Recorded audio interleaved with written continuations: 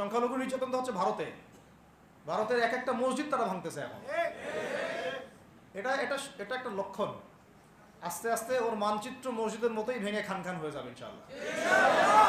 এরা যেমন অখণ্ড ভারত চায়, আমরা অখণ্ড ভারতই চাই। আমরা চাই অখণ্ড ভারত হবে কালিমা লা ইলাহা ইল্লাল্লাহ মুহাম্মাদুর রাসূলুল্লাহ। আপনারা তো মনে করেন যে ভারত আমাদেরকে ঘিরে রাখছে, তাই না? আসলে ভারতকে আমরা ঘিরে রাখছি। এই দিক থেকে আমরা, এই দিক থেকে চায়না, এখান থেকে নেপাল, এখান থেকে ভুটান, এখান থেকে মায়ানমার, এখান থেকে পাকিস্তান, আর তার চেয়ে বাপ আছে আফগানিস্তান। আমরা যদি ইনশাআল্লাহু আজ্জা ওয়া জাল যদি আমরা এটাকে মদিনা রাষ্ট্র বানাতে পারি, এই বাংলাদেশকে যদি আমরা একটা মদিনা রাষ্ট্র বানাতে পারি, ইনশাআল্লাহ কালকে গাজওয়াতুল হিন্দ হবে ইনশাআল্লাহ। ওটার জন্য রেডি আমরা ইনশাআল্লাহ। আমাদের কাজ, এক নম্বর কাজ হচ্ছে এখন পরিবর্তিত বাংলাদেশে কোনো ভারতীয় দালালকে আর জায়গা না দেওয়া। একদম সাফ কথা। বরং প্রত্যেকটা ডিপার্টমেন্টে যেখানেই তারা লুকিয়ে আছে ঘাপটি মেরে, এই প্রত্যেকটা ভারতীয় দালালকে এখান থেকে বের করতে হবে। এটা আমি একা বললে আমি পারবো না, আপনি একা বললে আপনি পারবেন না। প্রত্যেকটা এই বয়ানের জায়গা, মিম্বর, খুতবা, ওয়াজ মাহফিলের প্যান্ডেল, আমাদের রাজনৈতিক দলগুলো, আমাদের ইসলামপন্থী দলগুলো যেগুলো আছে, সবার ইমারত থেকে আওয়াজটা আসতে হবে। কারণ এরা যদি আর একটা বার সুযোগ করতে পারে, না থাকবে আপনার দেহ আর না থাকবে আপনার মাথা। এখনই তো আপনাকে হুমকি দিচ্ছে, যে কোনো সময় একটা একটা করে গুপ্ত হত্যা করবে এরা।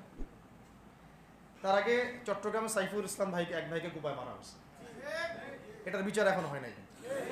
যারা মারছে ওদের পক্ষ নিয়ে আমরা আবার সংখ্যালঘুর স্লোগান তুললাম।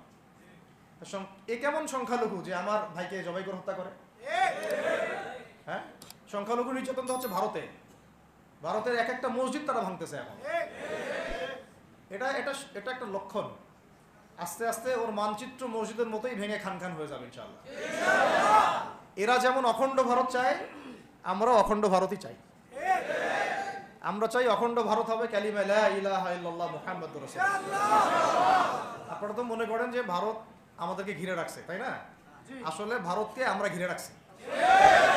এই দিক থেকে আমরা, এই দিক থেকে চায়না, এখান থেকে নেপাল, এখান থেকে ভুটান, এখান থেকে মায়ানমার, এখান থেকে পাকিস্তান, আর তার চেয়ে বাপ আছে আফগানিস্তান। আছে না আফগানিস্তান? ওদের সাথে কেউ পারছে এই পর্যন্ত? আফগানের ভাইরা নিজেদেরকে গড়ে নিচ্ছে, এখন গোছাচ্ছে। তাদের এক একজনের যে ইমানি জাজবা, 70 বছর 60 বছর বয়স হয়ে গেছে, আমাদের চেয়ে তাদের জাজবা যে এত বেশি, এটা আসলে বলে বোঝানো যাবে না। এখন কথা হচ্ছে, আমরা একটা কাপুরুষতার পরিচয় দিচ্ছি। নেপাল ওকে টাইম দেয় না, ভুটান টাইম দেয় না, মায়ানমার টাইম দেয় না, চায়না তো দেয়ই না, আর আমরা তাকে একেবারে প্রভুর আসনে বসায় রাখছি। আমরা কি দিছি? আমরা ইলিশ দেই, আমরা ট্রানজিট দেই, আমরা রেল দেই, আমরা বন্দর দেই, আমরা আর কি দেই? গ্যাস তো দেই মাশাআল্লাহ। তারপরে পণ্যগুলো তো দিচ্ছি, গার্মেন্টস দিয়ে দিচ্ছি, আমাদের প্রশাসনের মধ্যে লোকজন দিয়ে দিচ্ছি, কর্মী শ্রমিক দিয়ে দিচ্ছি। এই জন্যই তো বলি, কেন সে স্ট্যাটাস দেয় যে এই স্বাধীনতা তার স্বাধীনতা। এটাই তাহলে কারণ। তার মানে তারা আমাদের সার্বভৌমত্বটাকে স্বীকার করে না, তাই না? তারা যদি আমাদের স্বাধীনতা সার্বভৌমত্বকে স্বীকার করতোই, তাহলে তো এরকম স্ট্যাটাস দিত না। তো এখন কথা হচ্ছে, আমরা মাথা নত করার জাতি না। আমাদের নবী মুহাম্মদ সাল্লাল্লাহু আলাইহি ওয়াসাল্লাম মাথা উঁচু করে দাওয়াতি কাজ করছেন। মার খেলেও কখনো তিনি মাথা নিচু করেন নাই। সাহাবায়ে কেরাম রাদিয়াল্লাহু আনহুম আজমাইন মাথা উঁচু করে দাওয়াতের কাজ করছেন, কারোর সামনে মাথা নত করেন নাই ইল্লাল্লাহ, আল্লাহ ছাড়া। মার খেয়েছেন, হিজরত করতে হলে হিজরত করেছেন, কখনো মানুষ গালি দিয়েছে, গালি সহ্য করেছেন, কখনো মদিনায় চলে যেতে হয়েছে, দেশ ছাড়তে হয়েছে, দেশ ছাড়ছেন, আবার কখনো ইসলামী রাষ্ট্র কায়েম করতে হয়েছে, রাষ্ট্রও কায়েম করছেন। জিহাদ করার দরকার, জিহাদও করছেন, কেতালের দরকার, কেতালও করছেন। আস্তে আস্তে মক্কা বিজয় করছেন, করেন নাই? সিরাত পড়তে হবে, সিরাতের ধারাগুলো আমাদেরকে বুঝতে হবে। এখন আমরা তো তার উত্তরসূরি, আমরা তাদের উত্তরসূরি। প্রথম কথা হচ্ছে, আমরা আমাদের নতজানু মনোভাবটাকে আগে ত্যাগ করতে হবে, এক নাম্বার। আর অতীতের জীবনের যে ভুল ত্রুটিগুলো দ্রুত সংশোধন করতে হবে। এখন আর আমাদের হাতে অনেক লম্বা সময় আছে এমন না বিষয়গুলো। কত কি যে দ্রুত হয়ে যাবে আপনি হয়তো ভাবতে পারবেন। বিশ্বটা খুব দ্রুত চেঞ্জ হচ্ছে। বাংলাদেশে এখন সেই অবস্থাটা নাই, কিন্তু বাংলাদেশে তাবলিগের মেহনত, আমর বিল মারুফ নাহি আনিল মুনকারের মেহনত তো চলবে। মানে তাবলিগের মেহনত, দাওয়াতের মেহনতটা চলবে। যদি যদি কখনো বাংলাদেশে দেখা যায় যে দেশের শত্রুরা বা দিনের শত্রুরা বা উগ্রবাদীরা এই দেশের স্বাধীনতা সার্বভৌমত্বের উপর আক্রমণ করে, তখন কি আমাদের উপরে জিহাদ ফরজ হবে কিনা? এখন যদি তাই হয়, এখন আপনাদের কি মনে হয় এটার সম্ভাবনা আছে না নাই? এটুকু ইন্টেলেকচুয়াল অবস্থা তো আপনাদের আছে, এটার সম্ভাবনাও হতে পারে, আজ হোক কাল হোক, হতেই পারে। তখন আমার প্রিপারেশনটা কি হবে সেটা আমাকে এখন জানতে হবে। আমার প্রিপারেশনটা কি হওয়া উচিত? প্রথম প্রিপারেশন হওয়া উচিত আগের সমস্ত জিন্দেগিতে যা করছি নিজেকে আল্লাহর দিকে ফিরাই নিয়ে আসে। এটা প্রথম কাজ। যে আল্লাহর দিকে ফিরে আসে নাই, তার সাথে না জিহাদের সম্পর্ক আছে না কিতালের কোনো সম্পর্ক আছে, সে তো আল্লাহর পথেই নাই। তো প্রিয় যুবক ভাইরা, আগে প্রথম কথা হচ্ছে আগে আপনি আল্লাহর দিকে ফিরে আসেন, এক নম্বর। দ্বিতীয় কথা হচ্ছে এরপরে আমাদের প্রয়োজন শারীরিক প্রস্তুতি। শারীরিক প্রস্তুতি যেমনটা বললাম যে কোনো অবস্থাতেই আলেম ওলামাদেরকে, দায়ীদেরকে, মুফতিদেরকে, মুহাদ্দিসদেরকে, মাদ্রাসার শিক্ষকদেরকে, খতিবদেরকে ভিতরে ঢুকতে দেওয়া যাবে না। কারণ আপনাদেরকে যদি ভিতরে নিয়ে যাওয়ার স্কোপ পায় তারা নতুন করে আবারও কেউ, তাহলে আর সুস্থ রাখবে না, তো ফিজিক্যালি আপনি ঠিক থাকতে পারবেন না। অতএব একটা সামাজিক প্রতিরোধ গড়ে তুলতে হবে সবসময়। মানে একটা এলাকার মধ্যে একজন আলেম আছেন, সেই আলেমকে এলাকা থেকে নিতে পারবে না, তাকে নেওয়ার আগে 100 জনের উপর গুলি চালাইতে হবে, এমন একটা মুভমেন্ট থাকতে হবে।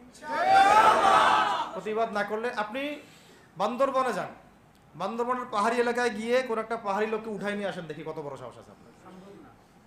আর্মি পর্যন্ত পারে না। কে পারে না? সেনাবাহিনী পারে না। পারে? পাহাড়িরা ওইখানে ঐক্যবদ্ধ হয়ে যায়, ওদের মহিলারা ঝাড়ু নিয়ে সামনে চলে আসে। এই আমাদের বান্দরবনের কথা বলতেছে। ওখানে যে কুকি চিং একটা ফ্রন্ট গঠন করছে সশস্ত্র বিদ্রোহীরা, ওই অংশটুকুকে নিয়ে একটা মাস্টার প্ল্যান আছে ওদের। ওই অংশটুকুতে তারা একটা খ্রিস্টান রাজ্য বা আলাদা একটা পাহাড়িদেরকে নিয়ে একটা রাষ্ট্র প্রতিষ্ঠা করতে চায়, এটা ওদের স্বপ্ন আর কি। এই উদ্দেশ্যে তারা হাঁটতেছে এবং তারা অস্ট্রের ভাষায় কথা বলে। ওখানে তারা পতাকা বানাইছে, মানচিত্র বানাইছে, এমনকি লাস্ট টাইম আমরা ওখানে গিয়ে শুনলাম যে মুদ্রাও নাকি বানাচ্ছে। মুদ্রা বুঝতেছেন বিষয়টা কত ডিপ? আমাদের রাষ্ট্রে যে কত সমস্যা, আর জানি না যারা দায়িত্বে আছে তারা কি করতেছে, আসলে কোন দিকটা সামাল দিচ্ছে। অর্থনৈতিক দিকটা দেখবে না এই পাহাড়ি এলাকার সমস্যাগুলো মেটাবে, নাকি আমাদের মুসলিম উম্মার অভ্যন্তরীণ সমস্যাটা মেটাবে, না শহীদ ভাইদের খবর নিবে, না পঙ্গু ভাইরা যারা পড়ে আছে হাসপাতালে তাদের খবর নিবে? সিনেমা দেখতে বসে গেছে।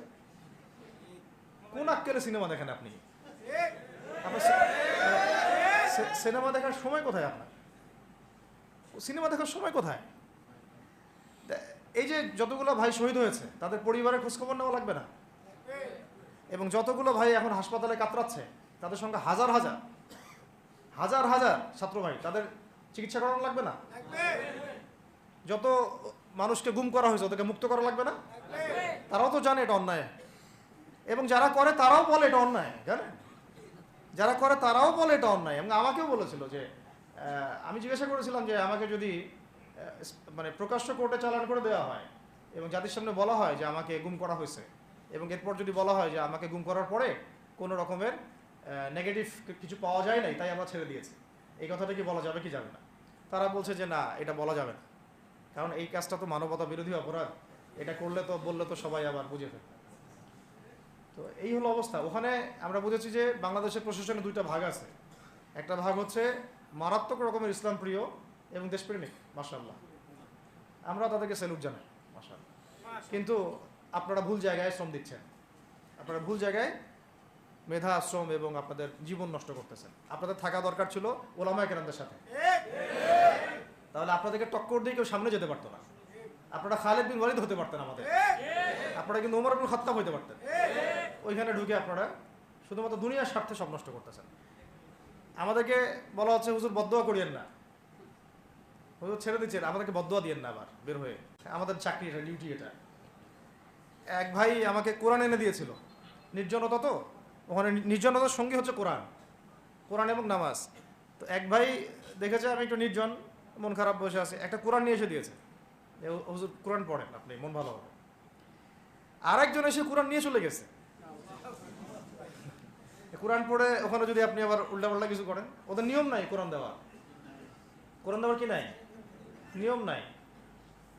তো এই হলো অবস্থা। কথা হচ্ছে যে এই ভাইদেরকে মুক্ত করাও তো তাদের কাজ ছিল।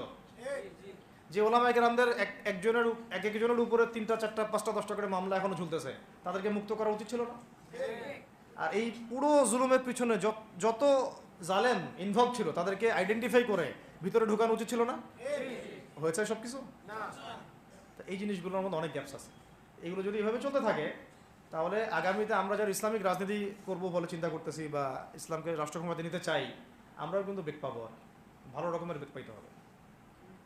আর বিগত সময়ে আমরা অনেক ভুল করছি, যেমন মন খারাপ করেন না এগুলো, আমরা ভুল করছি এই যে আমরা সেকুলারদেরকে অনেক বিশ্বাস করে ফেলছি, ওদের সাথে জোট করতে গেছি, ঠিক আছে, ওদেরকে আমরা ভাই বোন করার চেষ্টা করছি। আসলে এদের সাথে আর কাফেরদের সাথে কোনো পার্থক্য নেই। সেকুলারিজমে যারা আছে আর কুফার যারা, এদের মধ্যে কোনো পার্থক্য নাই। ওই কালিমা পড়া না পড়ার পার্থক্য, তো বাকি আপনার পিঠে ছুরি এরাও মারবে ওরাও মারবে। আর আমি ছোট মানুষ, ছোট জায়গা থেকে বলতে চাই যে আমাদের যে ওলামায়ে কেরামগণ মাঠে আছেন, যে রাজনৈতিক দলগুলো আপনারা মাঠে আছেন, এবার আপনারা কোনো রুটির টুকরার জন্য লড়বেন না, এবার পুরো রুটি নিয়ে লড়বেন। প্রত্যেক আসনে প্রার্থী দিবেন আপনারা, যেহেতু এর বাইরে সিস্টেম এখন অন্য সিস্টেমে যাওয়ার সুযোগ হচ্ছে না, তাহলে পুরো রুটিটার জন্য লড়তে হবে আপনাদের। আমাদের টার্গেট হচ্ছে এখন একটা ইসলামপন্থী সরকারকে রাষ্ট্র ক্ষমতায় নিয়ে যাওয়া, এটা আমাদের এখন প্রধান টার্গেট। এখন আমাদের এজেন্ডা স্পষ্ট, কোনো গোপন এজেন্ডা নাই। আমাদের কি নাই? কোনো গোপন এজেন্ডা নাই। আমরা চাই বাংলাদেশে এখন একটা ইসলামপন্থী রাষ্ট্র ব্যবস্থা গড়ে উঠুক, ইসলামপন্থী সরকার শাসন ক্ষমতায় আসবে। এটার জন্য আপনাদের সবার ভূমিকা আছে। কেউ কথা দিয়ে ভূমিকা রাখবেন, কেউ লিখবেন, কেউ বলবেন, কেউ যেভাবে হোক আপনাকে ভূমিকা তো রাখতেই হবে। কারো বসে থাকার সুযোগ নেই এখন আর। এই রাষ্ট্রটাকে ইসলামিক রাষ্ট্র হিসেবে গড়ার দায়িত্ব এখন সবার কাঁধে আসছে। আমরা আমাদের জায়গা থেকে বলতেছি, বাকি কাজ কিন্তু আপনাদেরকে করতে হবে। আল্লাহ পাক করার তৌফিক দান করেন। আর ইসলামপন্থী ভাইদের আপোষের যে দূরত্ব, এটা কমায় ফেলতে হবে। এই দূরত্ব রাখা যাবে না। ইখতিলাফ আছে থাক, যদি আকীদাগত মৌলিক কোনো পার্থক্য না থাকে, আমরা তো ভাই ভাই নাকি? আমাদের চেয়ে কি মানে সেকুলাররা আমাদের বেশি বড় ভাই? আমাদের চেয়ে কি ওই যে নাস্তিক মুরতাদরা আমাদের বড় ভাই? কমিউনিজমে যারা আছে ওরা আমাদের বড় ভাই? না এই গণতন্ত্রপন্থী যারা একবারে কট্টর, ওরা আমাদের দিনী ভাই নাকি? আমাদের তো ভাই, সোজা কথা হচ্ছে ইন্নামাল মুমিনুনা ইখওয়া, ইন্নামাল মুমিনুনা, মুমিন যারা মুমিন, মুমিন ভাই। মুমিনে মুমিনে কি ভাই, খালাস।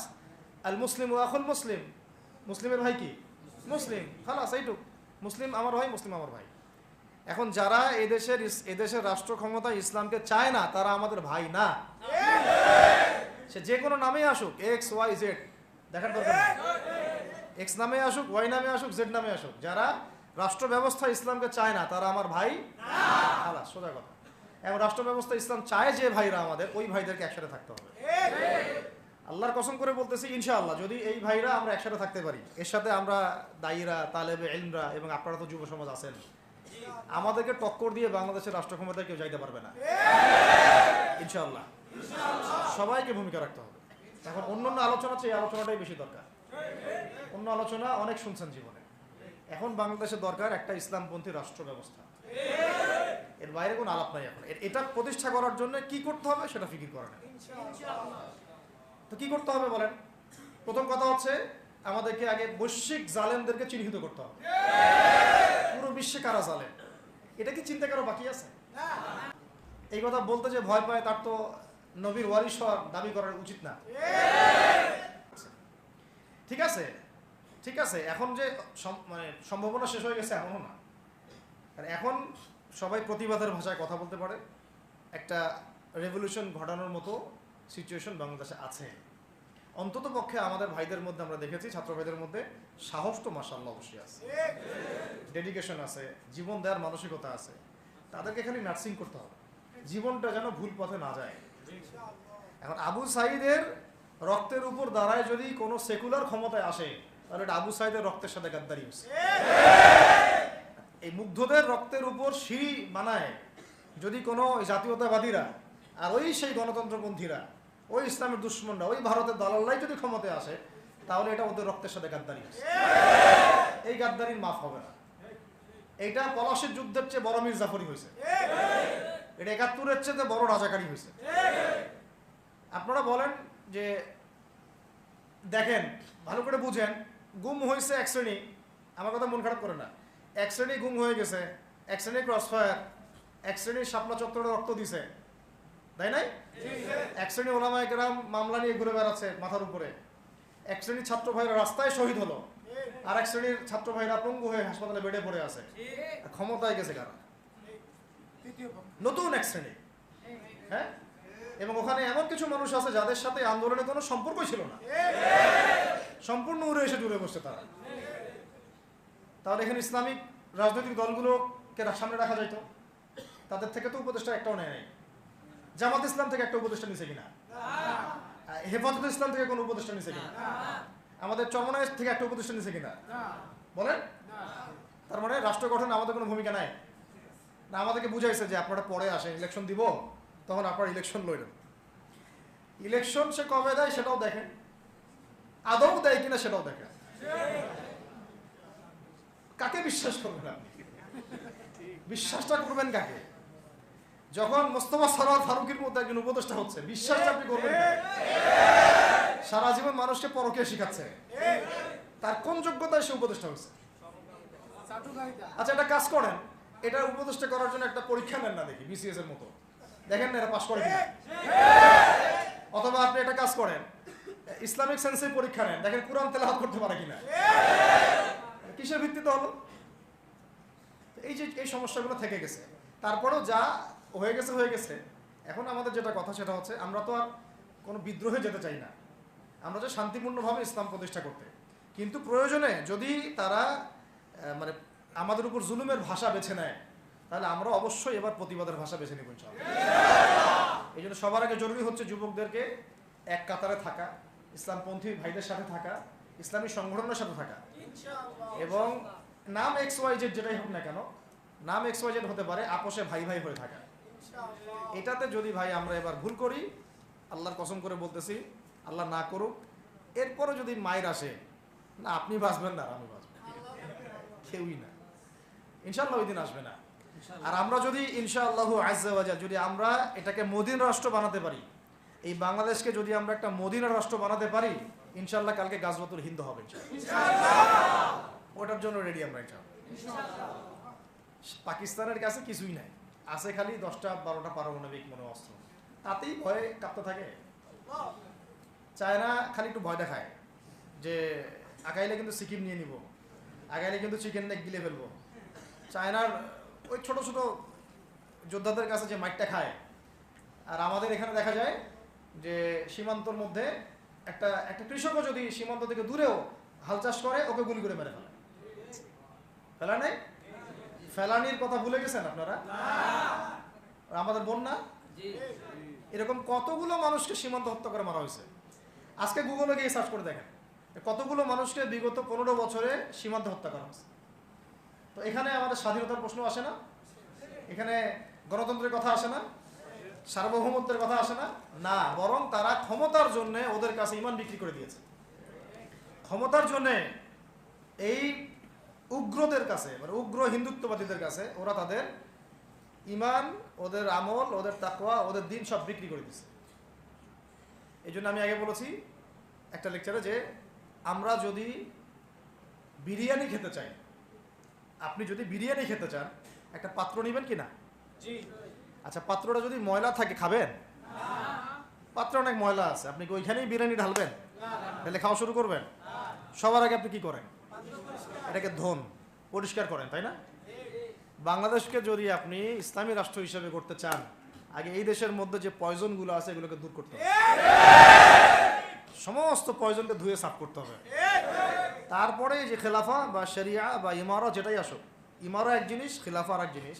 আমি এক কথায় বোঝাচ্ছি ইসলামী রাষ্ট্র ব্যবস্থা, ইসলামী রাষ্ট্র ব্যবস্থা। যদি ইসলামী রাষ্ট্র ব্যবস্থা তারপরে আসে, জমিন সাফ করার পরে, তখন সেটা সাস্টেইন করবে ইনশাআল্লাহ। আর যদি ময়লার মধ্যেই ইসলামী রাষ্ট্র কায়েম করতে চান, তখন হবে উদাহরণটা এরকম যে আপনি এই নোংরা ড্রেনের মধ্যে নেমে গায়ে সাবান মাখা শুরু করছেন, হাততে কোনো লাভ হবে না। বরং ওই নোংরাই আপনাকে খেয়ে ফেলবে। ঠিক আছে, ডেমোক্রেটিক সিস্টেমের মধ্য দিয়ে যদি আমাদের ভাইরা ক্ষমতা যেতে পারে, যাক না, সমস্যার কিছু নাই। এটা কতটুকু জায়েজ না জায়েজ, হালাল হারাম সুন্নাত, এদিকে আমি যাচ্ছি না। এবং এটা নিশ্চিত তারাও জানে এটা সুন্নাত না, তারাও জানে এটা কি না, সুন্নাত পদ্ধতি না। কারণ রাসূলুল্লাহ সাল্লাল্লাহু আলাইহি ওয়াসাল্লাম দাওয়াতের মধ্য দিয়ে এবং সশস্ত্র যুদ্ধের মধ্য দিয়ে মানে মক্কা বিজয় করেছেন। দাওয়াতের মধ্য দিয়ে তিনি মদিনা রাষ্ট্র কায়েম করেছেন। তারপরে মদিনা রাষ্ট্রকে বেস করে আস্তে আস্তে আরও রাষ্ট্রকে এক্সপ্যান্ড করেছেন। বদর, উহুদ, খন্দক, খায়বার এগুলো হয়েছে, আস্তে আস্তে মক্কা বিজয় হয়েছে। মূল ছিল আগে মদিনা রাষ্ট্রটা কায়েম করা। তো আমরা যে কোনোভাবেই হোক মদিনা রাষ্ট্রটা আমাদের কায়েম করতে হবে আগে, তারপরে ইনশাআল্লাহ তাআলা দেখবেন, হ্যাঁ, ওই অখণ্ড ভারত আমরাও কায়েম করবো ইনশাআল্লাহ। সংখ্যা দিয়ে কিচ্ছু না, ওদের সংখ্যাকে আমরা ভয় পাই না, ওদের সংখ্যাকে ভয় পাওয়ার কিচ্ছু নাই, সংখ্যাকে ভয় পাওয়ার কিচ্ছু নাই। কারণ এই যে কোরআন, আমার সামনে যে কোরআনটা আছে, এটা দেখে একটু খারাপ লাগলো। কোরআনের যে অবস্থা, এটা খুব মনের কষ্ট দিল আর কি। কোরআনটা হবে চকচকা, এটা দেখে বোঝা যাচ্ছে এটা অনেকদিন কেউ পড়েই নাই। আপনাদের বাসায় যদি কোরআনের এই হালত হয়, তাহলে আমাদের দ্বারা দিন কায়েম হবে না। আপনার কোরআনের হালত হবে এমন যে কোরআনে এক বিন্দু পরিমাণ কোনো ময়লা নাই, প্রত্যেকদিন আপনার হাতের স্পর্শেই ময়লা দূর হয়, তখন এই কোরআন আপনার পক্ষে কথা বলবে ইনশাআল্লাহ। তো ভাই, কোরআনের কাছে চলে আসেন, আর দেরি করেন না, সময় নাই। আল্লাহ পাক সবাইকে কবুল করেন, আমিন। এই মসজিদগুলোকে কাজে লাগান, এখানে তালিমি বৈঠক চালু করেন প্রত্যেক সপ্তাহে। আমি যদি প্রত্যেক মাসে রংপুরে আসি, প্রত্যেক মাসে সময় দেবো ইনশাআল্লাহ। আপনারা এখানে ইমাম ঠিক করেন, খতিব ঠিক করেন এবং ওই যে টিচার ঠিক করেন, করে আপনারা কোরআন শিক্ষার ব্যাচ চালু করেন, কোরআনের তাফসীরের ক্লাস চালু করেন, তারপরে তুলনামূলক আরবি ভাষা শিখেন। মানে এগুলো শিখে নেন তাড়াতাড়ি, সময় নাই এগুলো, আমাদের হাতে সময় কম। এগুলো আজকে থেকে 10 বছর আগেই শেখা উচিত ছিল, তাই না? কিন্তু আমাদের এই সেকুলার শিক্ষা ব্যবস্থা আপনার জীবন থেকে 20 বছর কেড়ে নিছে। 20 বছর পড়াশোনা করার পরে আমি চ্যালেঞ্জ করতেছি, এই যে লাখ লাখ টিচারকেও যদি আপনি কোরআন তেলাওয়াত ধরেন, সহি বলতে পারেন না, অথচ তারা জাতির শিক্ষক হয়ে বসে আছে। সেকুলার শিক্ষা ব্যবস্থাটা আমাদের জীবন থেকে পুরা ইসলামের হকটাকে নষ্ট করে ফেলছে। আপনার অধিকার ছিল যে আপনি একজন স্কুলের স্টুডেন্ট, আপনি কোরআন পড়তে পারবেন। আপনি একজন কলেজের স্টুডেন্ট, আপনি কোরআনের তাফসীর করতে পারবেন। আপনি একজন ইউনিভার্সিটি পাস করেছেন, আপনি হাদিসও পড়তে পারবেন, এবারও তো দিতে পারবেন, এরাও দিতে পারবেন। এটা আপনার হক ছিল, কিন্তু এই হকটা নষ্ট করছে কারা? এই সেকুলার শিক্ষা ব্যবস্থা নষ্ট করে ফেলছে। এখন তো কিছু করার নাই।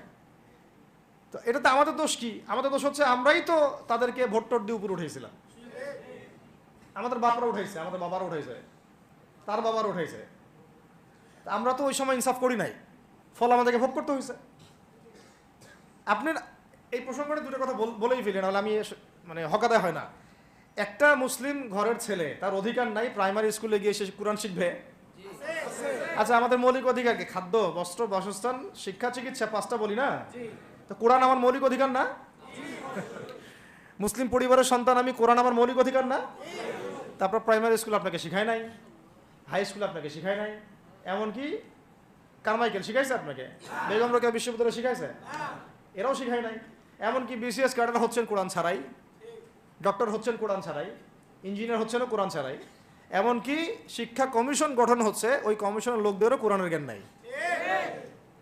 টকশোতে আইসা আবার ঠিকই পটর করে, কোরআনে পড়তেও পারে না, টকশোতে আইসা পটর করে। এই তো বিগত 10 বছর তো টকশোর বছর ছিল, খালি টকশো, দেখেন নাই? আলোচনা একটা ন্যারেটিভ তৈরি করা হচ্ছিল, ইসলাম নিয়ে যারাই কথা বলবে এরাই জঙ্গি, এরাই মৌলবাদী, এরাই সন্ত্রাসী। হ্যাঁ, তো কিভাবে মানুষের ব্রেইন ওয়াশ করা হয়েছে। আমি আসলে অবাক হয়ে গেছি এই ঘটনাতে, জুলাইয়ের ঘটনায়, যে যুব সমাজকে ধ্বংস করার জন্য তারা 20 বছর ঢেলে দিছে, ওই যুব সমাজই তাদেরকে পিটাই বের করছে। আল্লাহ পাকের কি পরিকল্পনা! আপনাদেরকে ধ্বংস করার জন্য 20 বছর ধরে তারা সিলেবাস কারিকুলাম করছে। আপনাদেরকে শরৎচন্দ্র পড়াইছে, বঙ্কিমচন্দ্র পড়াইছে, হুমায়ুন আহমেদ পড়াইছে, হুমায়ুন আজাদ পড়াইছে, হ্যাঁ, শেক্সপিয়ার পড়াইছে, আর কত কি পড়াইছে। কোরআন পড়তে দেয় নাই, নামাজের স্বাধীনতা দেয় নাই, পর্দার স্বাধীনতা দেয় নাই। আমাদের বোন পর্দা করে পরীক্ষা দিতে গেছে, নেকাব খুলে ফেলা হয়েছে, কি করে নাই। কিন্তু ওই ছাত্র জনতার হাতেই পিটানি খাইতে হয়েছে। আল্লাহ পাকের দেখছেন কি একটা মিরাকেল, আল্লাহ পাকের কি মানে কুদরত, কারিশমা। ঠিক কিরকম হয়েছে জানেন? ঘটনাটা হয়েছে এরকম যে ফেরাউনের ঘরেই মুসা আলাইহিস সালামকে আল্লাহ পাক বড় করছে। মাশাআল্লাহ। তো আপনাদেরকে ধ্বংস করার জন্যই কিন্তু এই পলিসিগুলো অ্যাপ্লাই করা হয়েছিল। এখন যে আল্লাহ পাকের রহমতে আপনারা বিপদে যান নাই, আলহামদুলিল্লাহ। এখন যেটা আল্লাহ পাক বোঝার তৌফিক দিচ্ছেন, দেখেন আপনারা কোরআন শিখতে পারতেন, এখানে পারেন নাই। শিক্ষা কমিশনের মধ্যে কোরআন নাই। শুধু তাই না, দেখেন 360 জন এমপি মন্ত্রীকে আপনি বসায় দেন, 360 জন এমপি মন্ত্রীকে বসায় তাদের সবাইকে শুধু কিচ্ছু না, আমি বলবো খালি সূরা ফাতিহা তিলাওয়াত করতে বলেন। কথা হচ্ছে যে আমাদেরকে এখন একটা নতুন উদ্দেশ্য নিয়ে, টার্গেট নিয়ে, একটা মিশন নিয়ে আগামীকাল থেকে পথ চলতে হবে ইনশাআল্লাহ। প্রথম গন্তব্যটা কি? আমরা বাংলাদেশকে একটা মদিনা রাষ্ট্র কায়েম করতে চাই। সেটা যদি করতেই হয় তাহলে আমাকে কার আদলে করতে হবে, কার সুন্নতে করতে হবে? নবী মুহাম্মদ সাল্লাল্লাহু আলাইহি ওয়াসাল্লামের তরিকায়। এবং তার তরিকার প্রথম কাজটাই হচ্ছে আগে ইলম শিখতে হবে। কি শিখতে হবে? এই মসজিদগুলোকে কাজে লাগান, মাদ্রাসাগুলোকে কাজে লাগান। এবং 2 নম্বর হচ্ছে ইলম একা একা শেখা যাবে না। ইলম একা একা শেখা যাবে না। 20 বছর তো আপনি একা পড়াশোনা করেন নাই, প্রতিষ্ঠান ছিল, ওস্তাদ ছিল, তাই না, টিচার ছিল, আপনার একাডেমিক কারিকুলাম ছিল। ঠিক ওইরকমই দিনের ইলমও একা একা শেখা যাবে না, ওস্তাদ লাগবে। এবং আলহামদুলিল্লাহ আমাদের বাংলাদেশে ওস্তাদদের অভাব নাই, আলহামদুলিল্লাহ। প্রত্যেক জেলায় জেলায় উপজেলায় সব জায়গাতেই মুহাক্কিক বরেণ্য আলেমগণ আছেন, আলহামদুলিল্লাহ। আর আপনি খুঁজে বের করবেন কে মুহাক্কিক আলেম। আমি কিছু মানে তাদের বৈশিষ্ট্য বলতে পারি যে তারা নিজেকে জাহির করেন না, বিনয়ী হন, অহংকারী হন না, তারা এত বেশি আইওয়া শোডাউন এত পছন্দ করেন না, নিজেকে আড়াল করার চেষ্টা করেন, হক কথা বলতে তারা ভয় করেন না, এবং তারা অনেক গভীর জ্ঞানের অধিকারী হওয়া সত্ত্বেও অনেক বেশি বিনয়ী হন না। এগুলো দেখে আপনি চিনবেন, ঠিক আছে। আমাদের সালাফরা তো বলতেন যে মুহাক্কিক মানুষকে পাবেন 2 জায়গায়, এক হচ্ছে মাটির তলে, আরেকটা হচ্ছে জেলখানায়, ঠিক আছে। তো যাই হোক, এখন অনেক বরেণ্য উলামায়ে কেরাম আমাদের সমাজে আছেন, তাদের যে কারোর সাথে অন্তত একজনের সাথে নিসবত রাখেন, অন্তত একজনের সাথে নিসবত রাখেন, ঠিক আছে। তো এটা আমাদের সৌভাগ্য আলহামদুলিল্লাহ যে বাংলাদেশে বহু মাদ্রাসা, বহু কওমি মাদ্রাসা, আলিয়া মাদ্রাসা, অনেক ধরনের মাদ্রাসা আছে। কিছু সংকীর্ণতা বা কিছু সমস্যা আমাদের মধ্যে থাকতে পারে, এটা যে কোনো জায়গায় থাকতে পারে, কিন্তু আলহামদুলিল্লাহ এই খেদমতটুকু আছে বলেই এখন পর্যন্ত দ্বীন ইসলামকে তারা মিটাইতে পারে নাই, আলহামদুলিল্লাহ। তো ইলম শিখবো 1 নাম্বার। 2 নাম্বার হচ্ছে ইলম মুহাক্কিক কোন আলেমের সোহবতে শিখবো, একা একা শিখবো না। 3 নাম্বার হচ্ছে যা শিখবো আমলে নিয়ে আসতে হবে। কি বললাম? যা শিখবো আমলে নিয়ে চলে আসতে হবে, ফেলে রাখা যাবে না। আল্লাহ আমাকে তৌফিক দেন, আপনাদের সবাইকে তৌফিক দান করেন। 4 নাম্বার সময় কাজে লাগাইতে হবে, সময় কাজে লাগাইতে হবে। কোনো অবস্থাতেই আর হেলায় ফেলায় সময় নষ্ট করবো না, আমিও করবো না ইনশাল্লাহ, আপনারাও করবেন না ইনশাল্লাহ। 5 নাম্বার হচ্ছে নিজের প্রতিভাকে খুঁজে বের করবেন। সবাইকে আল্লাহ কিছু না কিছু প্রতিভা দিয়েছেন, প্রতিভা খুঁজে বের করে ইসলামের জন্য কাজে লাগাবেন। 6 নাম্বার হচ্ছে যাদের রিজিক হালাল তাদের তো আলহামদুলিল্লাহ কোনো সমস্যা নেই, যাদের হারাম রিজিক আজকে ছাড়তে হবে। কোনো সুদের সাথে সম্পৃক্ত থাকা যাবে না, কোনো ঘুষ, কোনো দুর্নীতি, কোনো মাপে কম দেওয়া, কোনো হারামে আমি খাবো না, আমি কোনো হারামের কাছে যাব না। আর উত্তরবঙ্গের বড় বড় ফেতনাগুলোর মধ্যে এই সুদী এনজিওদের ফেতনাও আছে, কাদিয়ানিদের ফেতনাও আছে, তাই না। তারপরে আপনার এই যে ইসাই মুসলিমদের একটা ফেতনা আছে না, একটা ফেতনা আছে। তারপরে এই আপনার বিড়ি ফ্যাক্টরি, তামাক ফ্যাক্টরির এগুলা ফেতনা আছে, হারাম খাবার। আবার নতুন করে আমি ইসকনের ফেতনাও উত্তরবঙ্গে দেখা যাচ্ছে। তো এই ফেতনাগুলোকে চিহ্নিত করে আপনাকে বেঁচে থাকতে হবে এবং রিজিকটাকে হালাল করে ফেলতে হবে, ঠিক আছে। এর পাশাপাশি হচ্ছে 6 নম্বর বলবো যে পরিবারগুলো গড়ে তুলতে হবে। প্রত্যেকটা পরিবার হবে একটা দুর্গ, মানে আমার পরিবার হচ্ছে আমার একটা ইসলামিক রাষ্ট্রের মতো। এই পরিবারের মধ্যে অনইসলামিক কোনো কাজ চলে না। পরিবারের মালিক কি? আমি না? এখানে কি রাষ্ট্র আমাকে হস্তক্ষেপ করতে পারবে? তা আমার পরিবার আমার কন্ট্রোলে চলবে, একদম ইসলামিক অনুশাসন অনুযায়ী চলবে, ডানে বামে নড়তে পারবে না। এভাবে আপনাকে শক্ত থাকতে হবে। 7 নম্বর হচ্ছে এখন থেকে তাবলীগের কাজ সবাইকে করতে হবে। কতটুকু করবেন? যতটুকু আপনি জানেন, যতটুকু আপনি জানেন। যেটা জানেন না ওটা নিয়ে কথা বলার দরকার নেই। আর সমাজে কিছু ইখতিলাফি মাসালাগুলো আছে যেগুলোকে নিয়ে কিছু মানে মোটা বুদ্ধির মানুষেরা আর কি মসজিদগুলো ভাগ করে ফেলে, ঠিক আছে। এই পাল্লায় পড়া যাবে না। ইখতিলাফি মাসালাগুলো সাহাবীদের যুগ থেকেই ছিল, এগুলো নিয়ে মতবিরোধের সুযোগ নাই। এটা তার কাছে এই মাসালাটা অথেন্টিক মনে হয়, সে আমল করতেছে, করুক। আমার কাছে এই ফিকহের আলোকে এটা বেশি অথেন্টিক মনে হয়, আমি এটা আমল করতেছি। এগুলো নিয়ে কোনো রকমের আর দ্বন্দ্বে যাবেন না। বরং আমরা এখন ঐক্যবদ্ধ হব কিসের ভিত্তিতে? আমরা ঐক্যবদ্ধ হব আকীদা, আমল এবং মানহাজের ভিত্তিতে। আমাদের আকীদা আহলুস সুন্নাহ ওয়াল জামাআর আকীদা থাকবে, আমল থাকবে সাহাবীওয়ালা আমল, এবং মানহাজ থাকবে আমরা সালাফদের আদলে বাংলাদেশে দিন কায়েম করতে চাই, খালাস। আর যারা দিন কায়েমের কথা বলবে না ওদের সাথে আমার ঐক্য হবে না। কি হবে? দিন কায়েমের কোনো ফিকির নাই, তার সাথে আমার ঐক্য হবে কিভাবে? তার ফিকির আছে শুধু মসজিদ নিয়ে আর অন্য কিছু নিয়ে, তার দল নিয়ে বা তার মানে আরও তো আছে অনেক কিছু আর কি, এইগুলো নিয়ে। তো ওইগুলো বাদ দিলাম। এই আমর বিল মারুফের কাজ সবাইকে করতে হবে এবং একই সাথে সবাইকে এখন থেকে প্রতিবাদী হতে হবে, অন্যায়ে নিষেধ করতে হবে। এলাকায় অন্যায় হতে দিবেন না আপনারা। এলাকার মধ্যে জুয়া খেলবে কেন? আপনারা প্রতিবাদী হবেন। এখানে গাঁজা খাবে কেন? আপনি প্রতিবাদী হবেন। মাদকের আকারা হবে কেন? আপনারা প্রতিবাদ করবেন। এখন তো আপনি পুলিশ প্রশাসনের অপেক্ষায় বসে থাকার সময় নাই তো এখন আপনার। একজন নেককার, মুত্তাকি, পরহেজগার মানুষ প্রত্যেকটা এলাকায় থাকা দরকার। আপনাদের মধ্যে একটা জামাআ বা কমিউনিটি থাকা দরকার, মানে একটা অ্যাসোসিয়েশন থাকা দরকার, যারা ওই এলাকাকে সংস্কারের কাজ করবে ইনশাআল্লাহ। অথবা বৃহত্তর সংগঠন যেগুলো আছে বাংলাদেশে, তাদের অঙ্গ সংগঠন হিসেবে আপনারা কাজ করতে পারেন। আল্লাহ পাক তৌফিক দান করেন। মানে একটা চেইন অফ কমান্ড গড়ে তুলতে হবে দেশব্যাপী। এটা অলরেডি আছে এবং নতুন করেও যদি কেউ চায় যে আমি কিছু অ্যাসোসিয়েশন করব যেটা আমর বিল মারুফের কাজ করবে, নেহির মুনকারের কাজ করবে, তাহলে এটাও করতে পারেন ইনশাআল্লাহ। আর এর সাথে আমি বলবো যে আমাদের জান, মাল, সময়, শ্রম, কয়টা কথা বললাম? জান, মাল, সময় এবং শ্রম। জান, আমাদের মাল, আমাদের সময়, আমাদের শ্রম, এই চারটা জিনিসকে আল্লাহর জন্য ওয়াকফ করে দিতে হবে। দুনিয়াতে মুসাফির আমরা, দুনিয়াতে কি আমরা মুসাফির। আমাদেরকে পাঠানোই হয়েছে আল্লাহর ইবাদত করার জন্য। এবং শুধু একাই ইবাদত করবো কেন? আমি কি স্বার্থপর? আমার পরিবারটাও করতে হবে। এবং শুধু পরিবার কেন করবো? আমার সমাজটাও করতে হবে, আমার রাষ্ট্রটাকেও করতে হবে। কারণ রাষ্ট্রীয় কাঠামোতে ইসলাম না থাকলে আমি সমাজ চেঞ্জ করতে পারবো না। সহজ কথা, সব কথা কিন্তু ওই গোড়াতে গিয়ে ঠেকতেছে। কারণ রাষ্ট্র ব্যবস্থা যদি ইসলাম না যায়, রাজনীতির মধ্যে ইসলাম যদি না যায়, এবং একটা ইসলামিক শরিয়া ভিত্তিক বা ইমারা ভিত্তিক রাষ্ট্র যদি কায়েম না হয়, এই শব্দগুলো হয়তো তারা বুঝে না। মানে ইসলামী একটা রাষ্ট্র ব্যবস্থার কাঠামো যদি না থাকে, তাহলে আপনি ব্যাংকিং সিস্টেমকে সংস্কার করতে পারবেন না, সুদের মধ্যে সংস্কার আনতে পারবেন না, শুধু এনজিওর বিরুদ্ধে আপনি কোনো পদক্ষেপ নিতে পারবেন না, আপনি সমাজের এই যে ফাসাদ, নোংরামি, এগুলো বন্ধ করতে পারবেন না, আপনি এই যে কাদিয়ানি মতবাদের বিরুদ্ধে কিছু করতে পারবেন না, ওদের অর্থনৈতিক দানা আপনি কাটতে পারবেন না, ওদের পলিটিক্যাল সাপোর্ট আপনারা কাটতে পারবেন না। তারপরে ওই জায়গায় ইসলাম না গেলে এই সাংস্কৃতিক আগ্রাসনগুলো কাটাতে পারবেন না। পাশের প্রতিবেশী রাষ্ট্রদের যে আগ্রাসী ভূমিকা, এগুলোর ব্যাপারে আপনি কোনো পদক্ষেপ নিতে পারবেন না। তাই ওই জায়গার পর্যন্ত যদি না যেতে পারি আমরা, তাহলে কথাগুলো শুধু বলাই হবে, কোনো বাস্তবায়ন হবে না। অতএব আমাদের মূল কাজ একটা, এখন ওই উপরের লেভেলে ইসলামকে নিয়ে যাওয়া। এই কাজগুলোর মধ্য দিয়ে আমরা ইসলামকে নিয়ে যাবো ইনশাআল্লাহ তাআলা।